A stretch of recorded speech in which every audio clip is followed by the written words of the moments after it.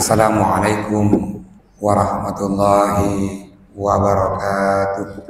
Alhamdulillahi rabbil alamin alladzi amara an-nasa bittaqwa wa biqaulihi wa tazawwadu fa inna khayra zadi taqwa wattaquni ya ulil albab.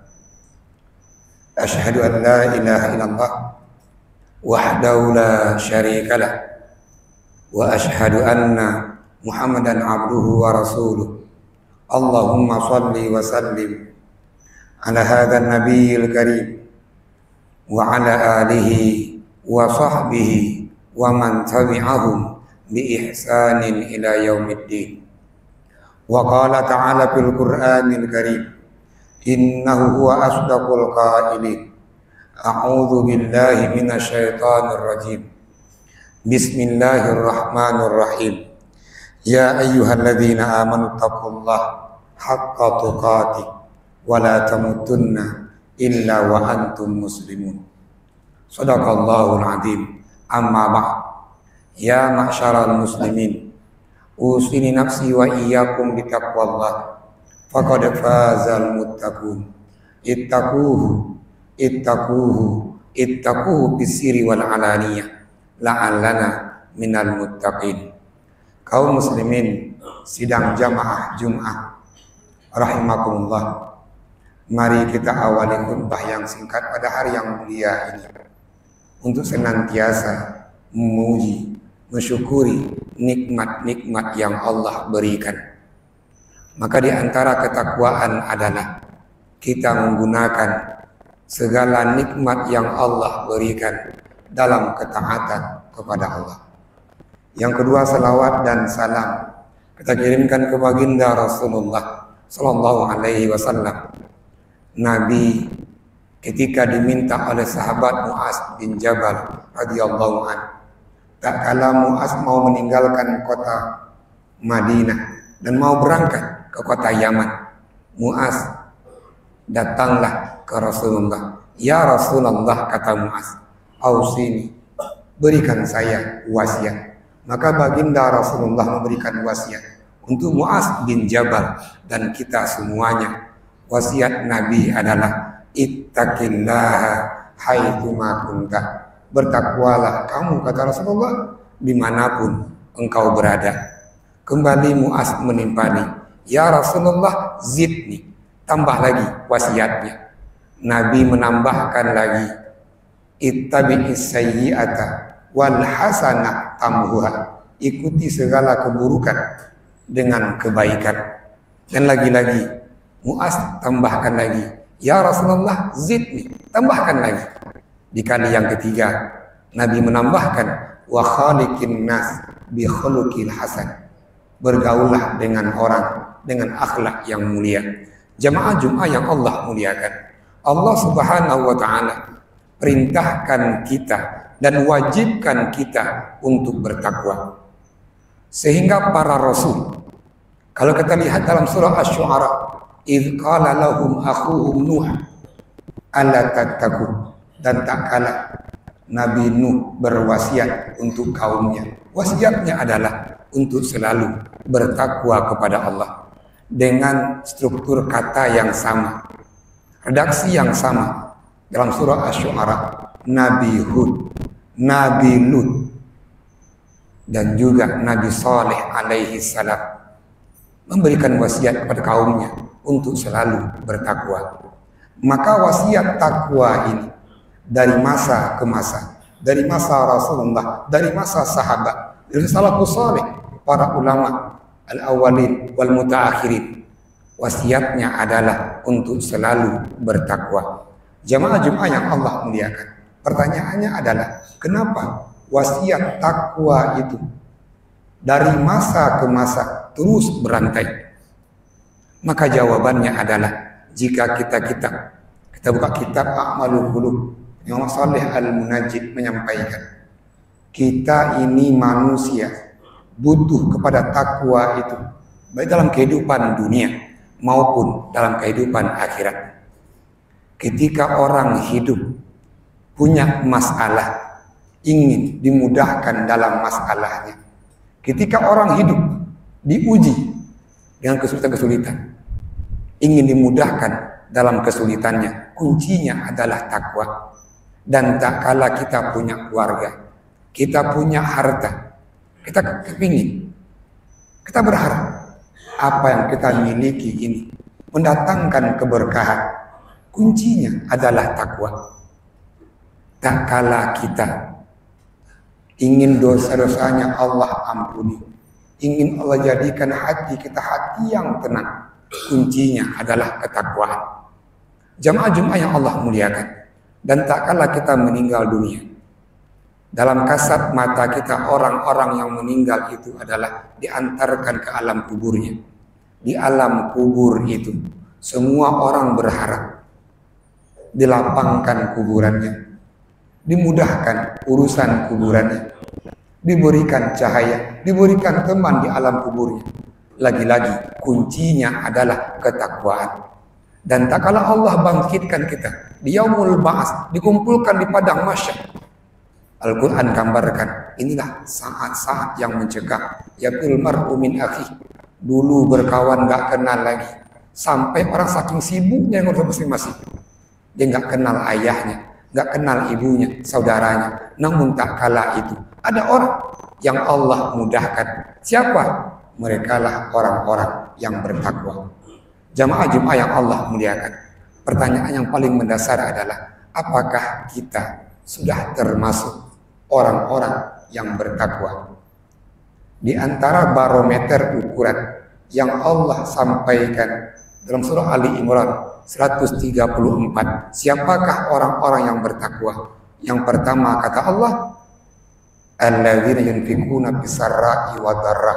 Orang yang bertakwa itu adalah orang-orang yang mau menyumbangkan hartanya, mensedekahkan hartanya, baik ketika dia punya maupun ketika dia dalam keadaan susah. Ketika kita punya, mungkin mudah mengeluarkan, namun tak kalah susah, mungkin berat mengeluarkan. Ketahuilah, dalam tafsir Asy-Sya'rawi, Syekh Mutawalli Sya'rawi sampaikan ada tingkatan-tingkatan orang tak kalah menginfakkan hartanya. Tingkatan yang paling rendah adalah ketika ada orang meminta-minta dan dia butuh dan kita berikan. Kita ada di level dermawan yang paling rendah, namanya adalah as-sakha. Ada kita kenal kawan, kita kenal saudara kita, dia butuh namun dia tidak minta-minta, karena kita tahu dia butuh, kita berikan. Kita naik level, namanya alju. Apa alju itu? Orang memberikan tanpa diminta.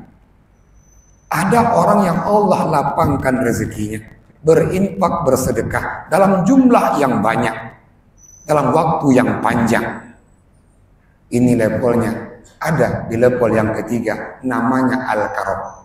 Namun jamaah-jamaah yang Allah muliakan, kita semua punya kesempatan untuk naik level, di level orang dermawan yang paling tinggi, yang disebut dengan al-ithara. Ketika Allah abadikan dalam surah Al-Hasyr ayat 9, apa itu ithara? Wa yu'thiruna ala anfusihim walau kana bihim khasasa. Orang-orang yang butuh dunia, namun dia mendahulukan orang lain dalam kebutuhan dunia, walaupun dia dalam keadaan membutuhkan.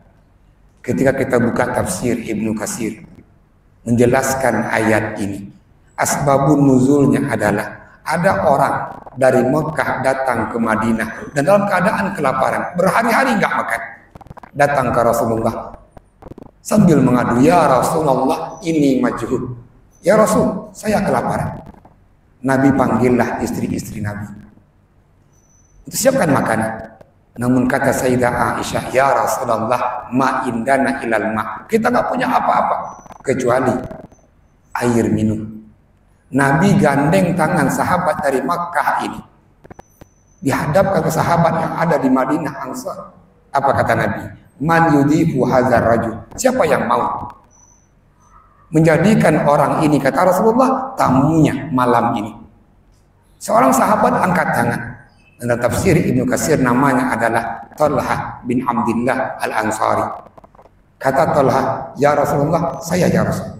Talha bin Abdillah, bawalah tamu ini ke rumah. Sampai di rumah, dia katakan ke istrinya, akrimi daifar Rasul, muliakanlah tamu Rasulullah ini. Namun istrinya katakan, ma indana illa kutusibiyat, namun kita nggak punya apa-apa juga. Yang ada sisa ini makanan untuk anak kita malam ini. Kata Talha ke istrinya, hayyi ta'amaki, siapkan makanan itu. Wa nawwimi sibyanaki, tidurkan anak-anak kita. Wa atfi'i sirajaki, nanti tak kalah kita makan, matikan lampunya. Seorang istri yang taat suaminya, dimasaklah masakannya. Anak-anaknya ditidurkan, dan tak kalah tamu siap makan, istri Talha matikan lampu.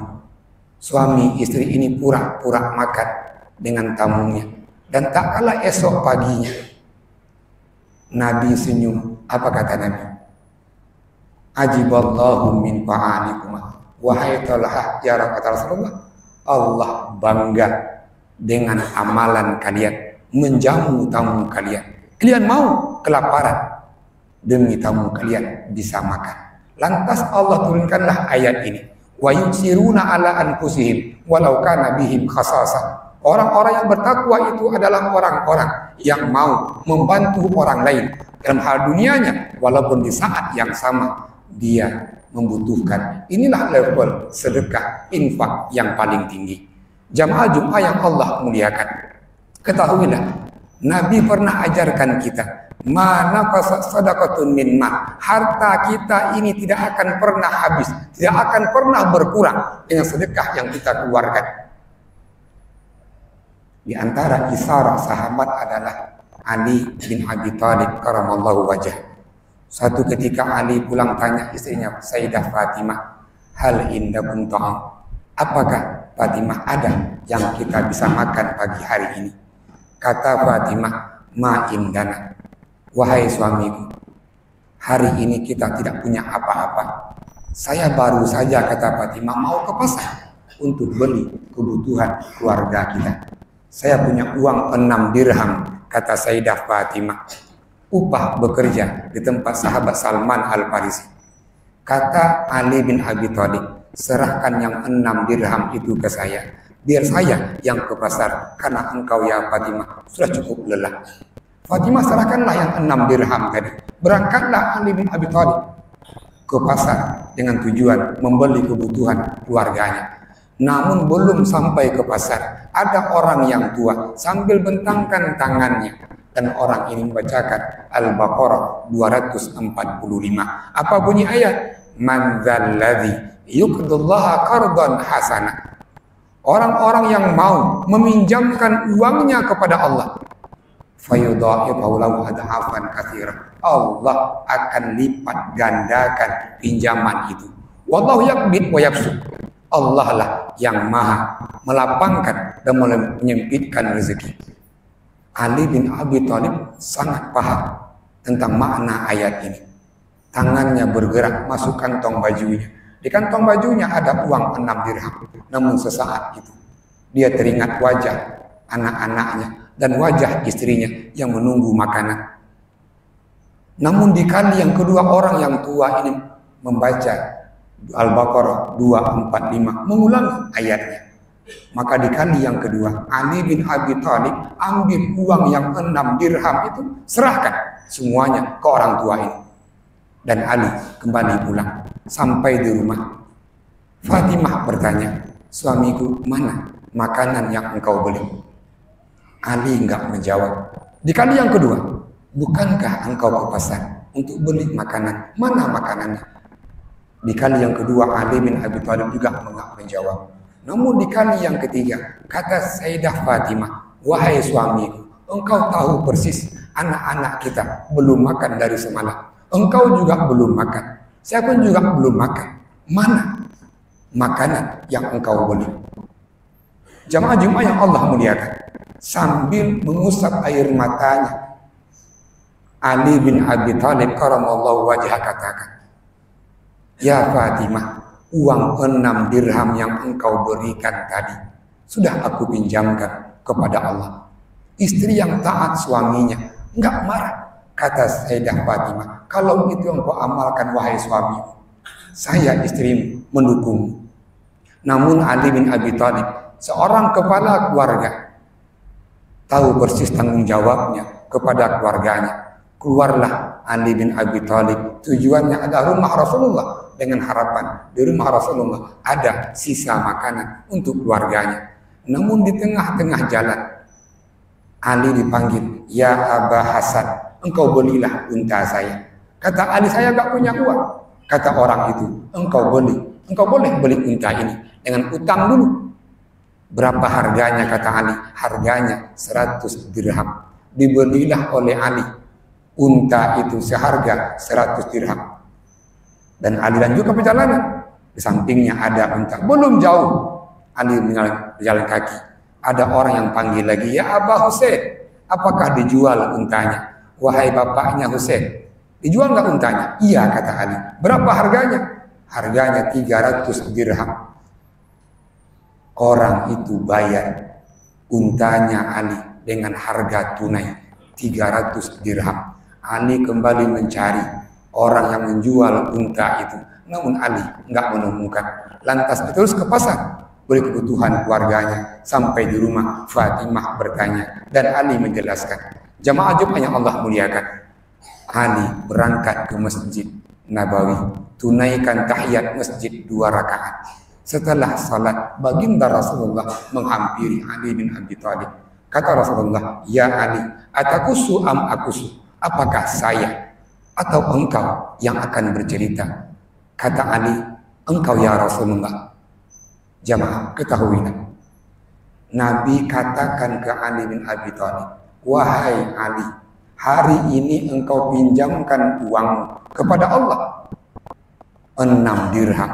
Setiap dirhamnya itu Allah ganti 50 kali lipat. Dan ketahuilah, tadi yang menjual unta itu adalah malaikat Jibril alaihissalam. Yang beli untamu itu tadi ya Ali adalah malaikat Mikail alaihissalam. Lantas Nabi bersabda, dan hadis sahih Imam Bukhari dan Imam Muslim, apa kata Nabi?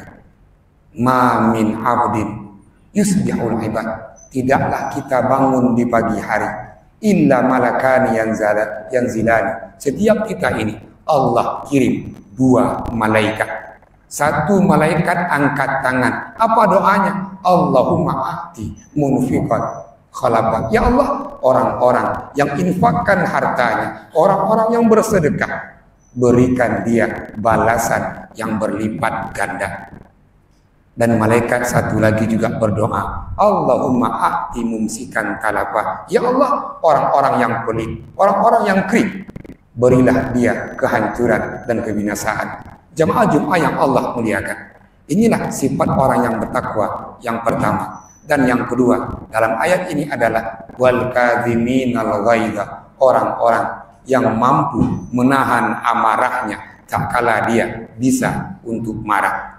Dan kelompok yang ketiga orang bertakwa itu adalah wal afina anil nas, orang-orang yang mampu memaafkan kesalahan orang lain. Dan Allah tutup ayat ini, wallahu yuhibbul muhsinin, Allah sangat mencintai orang-orang yang berbuat kebaikan. Maka ihsan kita kepada Allah yang kita mentaati Allah, menjalankan perintah Allah dan sekaligus meninggalkan larangan Allah. Ihsan kita kepada Rasulullah dengan kita mencintai Rasulullah, dengan paling utama adalah mengamalkan sunnah Nabi, ajaran Nabi, dan sekaligus meninggalkan larangan Rasulullah. Dan ihsan kita sesama kita adalah selalu berbuat baik di antara kita. Semoga Allah jadikan kita hamba-hamba Allah yang selalu bertakwa kepadanya. Amin, amin, ya rabbal alamin. Barakallahu li wa lakum fil Qur'anil karim. Wastaghfiruhu innahu huwa ghafurur rahim.